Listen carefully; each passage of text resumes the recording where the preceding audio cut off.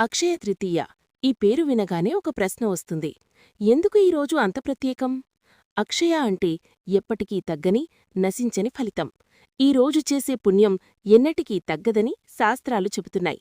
ఈ మహిమకు కారణమైన కొన్ని అద్భుత కథలు ఉన్నాయి. పాండవుల వనవాసంలో ఉన్నప్పుడు ద్రౌపది ఎంతో కష్టంగా అతిథులకు భోజనం పెట్టేది. ఆమె భక్తిని చూసి సూర్యదేవుడు ఒక అక్షయ పాత్రని ఇచ్చాడు.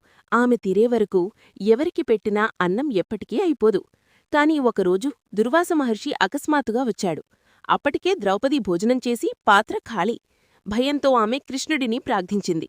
కృష్ణుడు వచ్చి పాత్రలో అంటుకున్న ఒక్క మెతుకు అన్నం తిన్నాడు.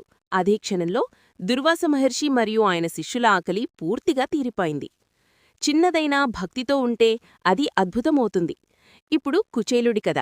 పేదవాడైన కుచేలుడు తన స్నేహితుడు కృష్ణుడిని కలవడానికి కొద్దిపాటి అటుకులతో వెళ్లాడు. కృష్ణుడు అతన్ని చూసి ఆనందంతో ఆలింగనం చేసుకుని ఆ అటుకులను ఎంతో ప్రేమగా తిన్నాడు. కుచేలుడు ఏమీ అడగలేదు. కాని అతని నిజమైన భక్తిని గుర్తించిన కృష్ణుడు అతని ఇంటిని అపారమైన సంపదతో నింపాడు. స్వార్థం లేని ప్రేమ ఎప్పుడూ ఫలితమిస్తుంది. ఇప్పుడు గంగావతరణం. భగీరథుడు తన పితృదేవతల కోసం తీవ్ర తపస్సు చేశాడు. ఆయన భక్తికి మెచ్చి గంగమ్మ భూమికి రావడానికి అంగీకరించింది. కాని ఆమె ప్రవాహం భూమిని నాశనం చేస్తుంది. అప్పుడు శివుడు తన జటాలలో గంగను ఆపి మెల్లగా భూమికి విడిచాడు. అప్పటినుండి గంగానది పవిత్రంగా ప్రవహిస్తోంది. ఇంకా ఈరోజే మహాభారత రచన కూడా ఈరోజే మొదలైంది. పరశురామ జయంతి కూడా ఇదే రోజు. అందుకే అక్షయ తృతీయ రోజు చేసే ప్రతి మంచి పని ఎప్పటికీ తగ్గని ఫలితాన్నిస్తుంది.